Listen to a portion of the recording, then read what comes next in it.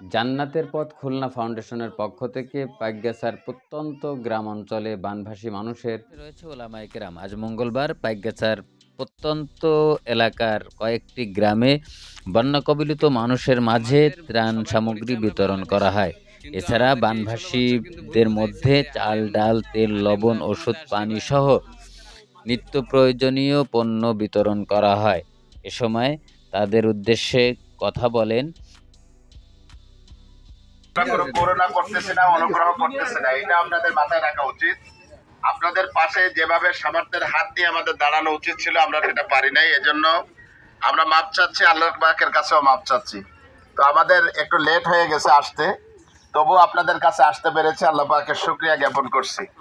তো আপনারা আমাদের জন্য দোয়া করবেন, আপনাদের জন্য আমাদের দোয়া থাকলো। ভবিষ্যতের জন্য আরো কোনো বড় প্রোগ্রাম নিয়ে আপনাদের কাছে আমরা আসতে পারি, আল্লাহ সেই সুযোগ জন্য আমাদেরকে করে দেন।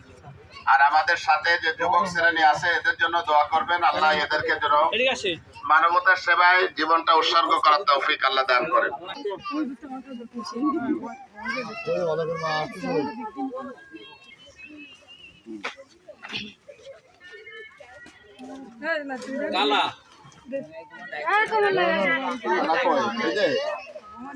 এটা এমনি ফর্সা, কালা হলো কি?